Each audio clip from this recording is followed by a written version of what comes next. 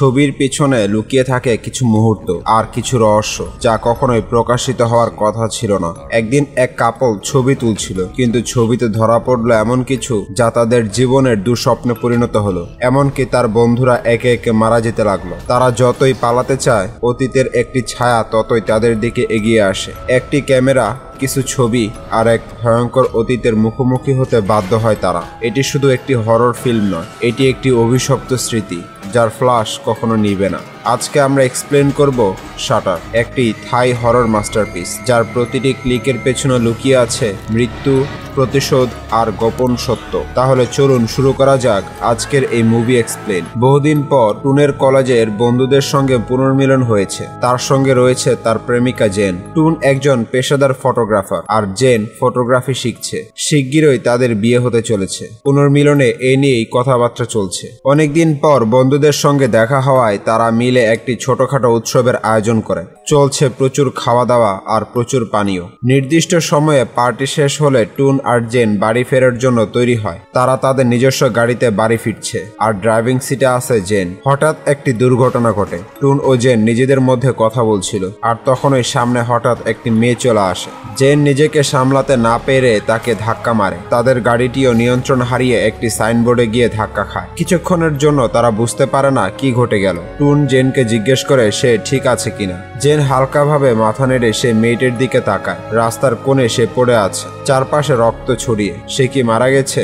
Gen গাড়ি থেকে নেমে মেয়েটিকে সাহায্য করতে এগিয়ে যেতে চায়, তবে টুন তাকে বাধা দেয়, সেখান থেকে চলে যেতে বলে। টুন বুঝতে পেরেছে মেয়েটি ইতিমধ্যে মারা গেছে, তাই এখন গেলেও কোনো লাভ হবে না, বরং তারা পুলিশের ঝামেলায় পড়বে। পরের দিন সকালে টুন স্কুলের অনুষ্ঠানে ফটোগ্রাফার হিসেবে ছবি তুলতে যায়। সেখানে জেনের একজন বন্ধুর সঙ্গে তার দেখা হয়। সে জেনের খবর জানতে চায়। আসলে মানসিকভাবে ভেঙে পড়ায় জেন কিছুদিন ধরে ক্লাসে যেতে পারেনি। তার বন্ধু এ নিয়ে চিন্তিত ছিল। টুন জেনকে ফোন করলেও সে ফোন ধরে না। টুন তারপর নিজের কাজে মন দেয়। সে বিভিন্ন গ্রুপের অর্থাৎ বিভিন্ন বিভাগের আলাদা আলাদা ছবি তুলতে থাকে। এমন সময় একটি গ্রুপের ছবি তোলার সময় সে ক্যামেরায় দুজন ছাত্রের মাঝে একটি মেয়েকে দেখতে পায়, যদিও খালি চোখে তার অস্তিত্ব টের পাওয়া যায় না। টুন থমকে যায়। এই মেয়েটি কে? এটা কি তার মনের ভুল?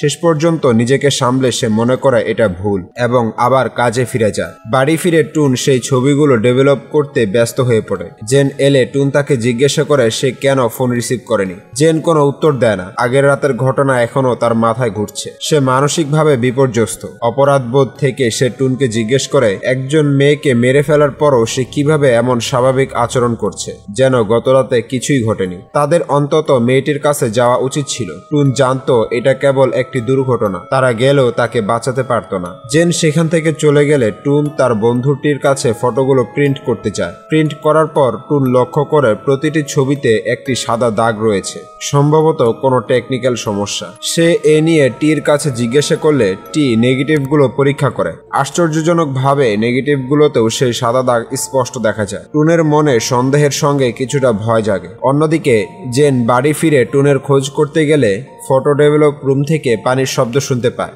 ভয়ে ওয়াশরুমে ঢুকলে সে যা দেখে তা অবিশ্বাস্য এবং ভয়ঙ্কর। ওয়াশরুমের নল নিজে থেকে ঘুরছে আর পুরো ওয়াশরুম লাল আভায় ভরে গেছে। বেসিন থেকে পানি পড়ছে আর সেখানে কিছু ফটো প্রিন্ট ভাসছে। কেউ একজন জেনের দিকে হাত বাড়াচ্ছে। বেসিন থেকে ধীরে ধীরে একটি আত্মা বেরিয়ে আসছে, কিন্তু পরক্ষণে জেন বুঝতে পারে এটি তার স্বপ্ন।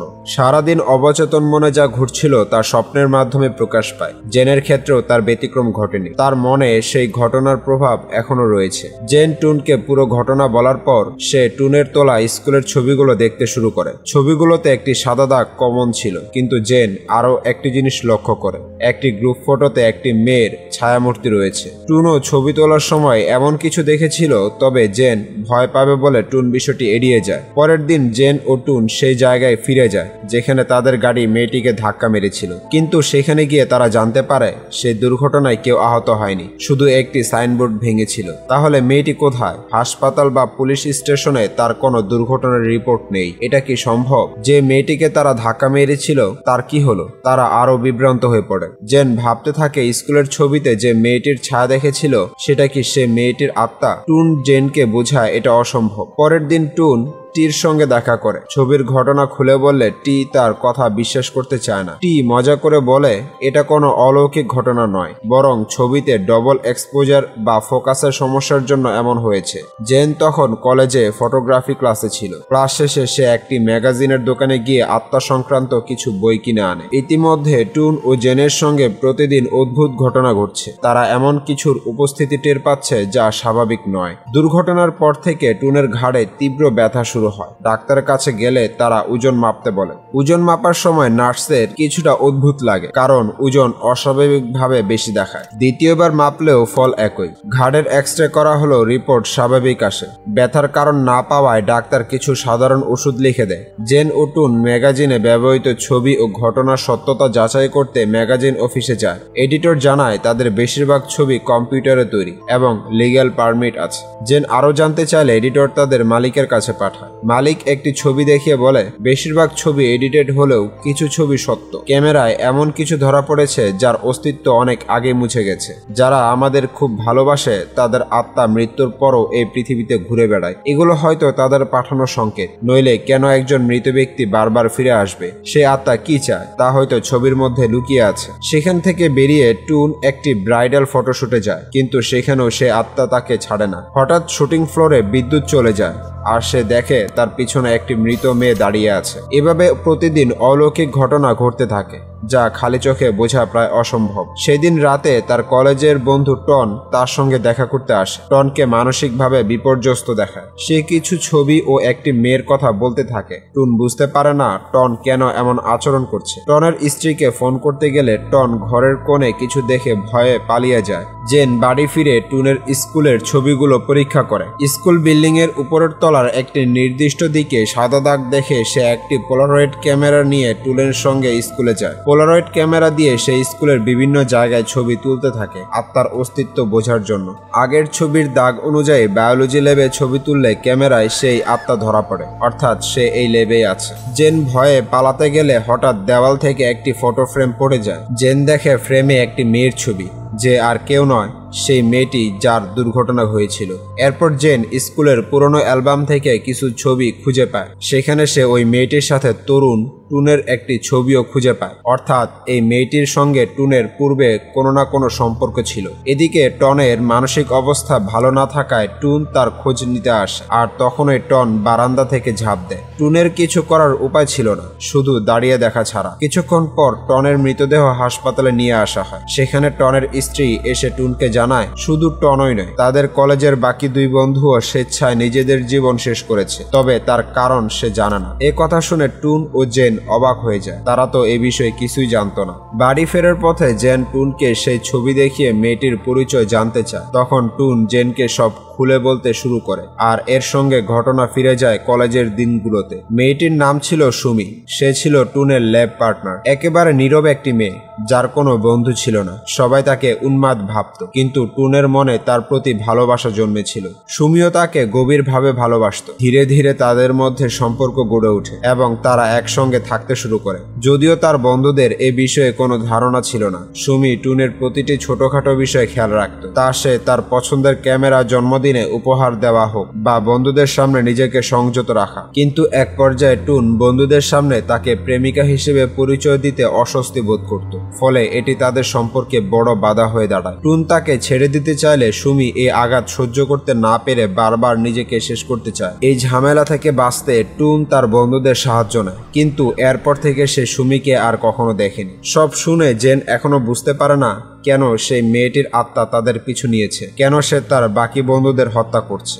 যদি এটা প্রতিশোধের আগুন হয়, তবে তার বন্ধুদের দোষ কি ছিল? হাসপাতাল থেকে বাড়ি ফিরে টুনের সঙ্গে আবারও অলৌকিক ঘটনা ঘটতে থাকে। ফলে তারা সিদ্ধান্ত নেয় সুমির বাড়িতে গিয়ে তার মায়ের সঙ্গে দেখা করবে। এই ভেবে তারা রাতের মধ্যে গন্তব্যের উদ্দেশ্যে রওনা দেয়, কিন্তু পথে সুমি তাদের বারবার ভয় দেখায়। তারা স্থানীয় কিছু লোকের কাছে ঠিকানা জেনে সুমির মায়ের সঙ্গে দেখা করে। সুমির মা তাদের পরিচয় জানতে চাইলে জেন বলে তারা সুমির বন্ধু এবং তার সম্পর্কে কিছু জানতে এসেছে। তখন সুমির মা বলেন সুমির শরীর খারাপ, তাই সে ঘুমাচ্ছে। এই কথা শুনে তারা চমকে ওঠে। সুমির মা তাদের রাতের খাবারের জন্য থেকে যেতে বলে, কারণ অনেকদিন ধরে সুমির সঙ্গে কেউ দেখা করতে আসেনি। মা চলে গেলে তারা চুপিসারে সুমির ঘরে যায়। সেখানে দেখে সুমি বিছানায় শুয়ে আছে, কিন্তু সে জীবিত নয়, একটি কঙ্কালে পরিণত হয়েছে। সুমির মা এসে পড়লে তারা অপ্রস্তুত হয়ে পড়ে। তারা সুমিকে কবর দেওয়ার জন্য বললে তার মা প্রচন্ড রেগে যায়, কারণ তার বিশ্বাস সুমি এখনো তাদের সঙ্গে আছে, সে মারা যায়নি। টুন ও জেন সুমির মাকে স্কুলের ছবি দেখিয়ে বোঝায় তার আত্মা এখনো মুক্তি পায়নি, তাই তার আত্মার শান্তির জন্য তার কঙ্কাল কবর দেওয়া এবং কৃত্য সম্পন্ন করা উচিত। এ দেখে তার মা অবশেষে রাজি হয়। পরের দিন সুমির কৃত্য শুরু হয়। সেখানে তারা জানতে পারে সুমি ব্যাংককের কলেজ থেকে ফিরে আসার পর অদ্ভুত আচরণ করতে শুরু করত। কেউ জানতে পারেনি ব্যাংককে তার সঙ্গে কি ঘটেছিল। একদিন সে ঘুমের ওষুধ খেয়ে নিজেকে শেষ করতে চায়, কিন্তু তার মা সময় মতো এসে তাকে বাঁচায়। তবু সুমি থামেনি। একদিন ছাদ থেকে ঝাঁপ দিয়ে সে নিজেকে শেষ করে। এরপর থেকে তার মা মানসিক ভারসাম্য হারায় এবং বিশ্বাস করতে থাকে সুমি এখনো তার সঙ্গে আছে, তাই এতদিন সে তার কৃত্য সম্পন্ন করেনি। ফলে পাড়ার লোকেরা এই নিয়ে ভয় থাকত,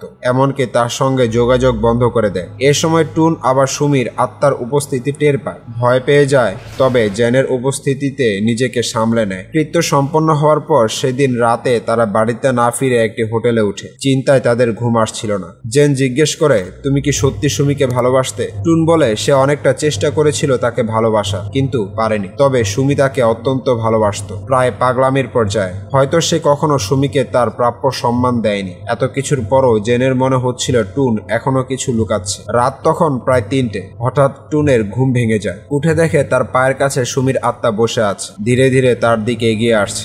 ভয়ে জেনকে জাগাতে গেলে সে না উঠলে টুন ভয়ে সিঁড়ি দিয়ে পালানোর চেষ্টা করে, কিন্তু সে পালাতে পারছে না, যেন এক গোলক ধাঁধায় আটকে আছে। বারবার ফিরে আসছে 4র্থ তলায়। তখন হঠাৎ জেনকে সিঁড়িতে দেখতে পায়, কিছুটা স্বস্তি পায়, কিন্তু জেন নিজের হাতে শিরা কেটে বলে, তুমি কেন আমাকে ফেলে দিলে? আমার কি দোষ ছিল? টুন বুঝতে পারে এ জেন নয়, সুমির আত্মা। আতঙ্কে সিঁড়ি দিয়ে ছুটতে গিয়ে একটি জানালা দিয়ে পাইপ ধরে নামার চেষ্টা করে, কিন্তু দেখে সুমির আত্মা তার দিকে এগিয়ে আসছে। প্রচন্ড ভয়ে হাত ফসকে টুন নিচে পড়ে যায়। পরদিন সকালে টুন হাসপাতালের বিছানায় চোখ খোলে। সামনে জেন বসে আছে। জেন বলে, গতকাল সুমির কৃত্য সম্পন্ন হয়েছে, আজ তাকে কবর দেওয়া হবে, তারপর সব শান্ত হয়ে যাবে। অবশেষে জেন ও টুন সুমির কঙ্কাল কবর দিয়ে ব্যাংককে ফিরে আসে। বাড়ি ফিরে জেনটির কাছে কিছু ছবি প্রিন্ট করতে যায়। ফিরে এসে ছবিগুলো সাজাতে গিয়ে হঠাৎ একটি জিনিস দেখে অবাক হয়। সুমির আত্মা এখনো তাদের পিছু ছাড়েনি, বরং তাদের বাড়িতে আছে এবং ধীরে ধীরে এগিয়ে আসছে তাদের ঘরের একটি বুকশেলফের দিকে। জেন সে বুকশেলফ পরীক্ষা করে